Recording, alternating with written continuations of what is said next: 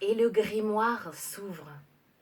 À l'intérieur, des pages jaunies et une écriture noire et fine. Inès tourne délicatement les pages sous le regard de tous ses camarades. Et soudain, elle s'arrête. Là, il est écrit « Antidote au sommeil de l'ailleurs ». Bah, c'est ça qu'il nous faut pour réveiller Momo, ont-ils tous crié en chœur. Et en dessous, la liste des ingrédients. Une envolée de tendresse, un cheveu ou autre poil de savant fou, de la poussière de temps, un sourire rose bonbon, et... Là, vous allez quand même pas croire à toutes ces sornettes de contes de fées, qu'a répliqué Marco. Robin a déployé sa cape. Il a bondi, bien sûr qu'il était prêt à tout pour sauver son ami. Ils se sont répartis la liste des ingrédients. Et Lulu, une fois dans son lit, s'est mis à la tâche. Il a crié de toutes ses forces. Alors Raymond, l'aide-soignant, est passé voir ce qu'il se passait. Lulu a continué de crier. Alors Amélie est passée, Lulu a continué. Alors Docteur Sy est passé, et la Lulu a empoigné le chignon de la doctoresse. S'en est suivi une rude bataille. Docteur Sy défendant son chignon poivre et sel, mais... D'un coup, Lulu s'est arrêtée de tirer. Là, sur la joue de la savante devenue presque folle, il y avait un cil qui brillait d'espoir. Alors, il a posé sa petite main sur le cil et hop, il l'a glissé dans le pli de sa couche. Et de 1. À côté, Walid et Ingrid se disputaient depuis un quart d'heure sur l'envolée de tendresse. Vous allez quand même pas se faire des bisous, Burk.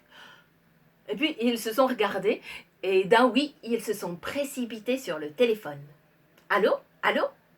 Allô les amours, qu'ont répondu leurs parents. On voulait savoir, est-ce que vous pourriez nous chanter la berceuse, celle de quand on était petit? Bien sûr les amours. Et à l'unisson, père et mère ont chantonné. À l'unisson, tous les quatre ont savouré. Et puis Walid a donné un coup de coude à sa sœur et Ingrid, hop, a saisi un brin d'envolée de tendresse. Ça fait 2. Marco, lui, grommelait. Il avait hérité de la poussière de temps, l'ingrédient le plus difficile, disait-il. Il se voyait déjà dans la cave sombre avec les rats, les cafards, les ossements. Mais soudain, au-dessus de la porte, il a vu ce qu'il lui fallait.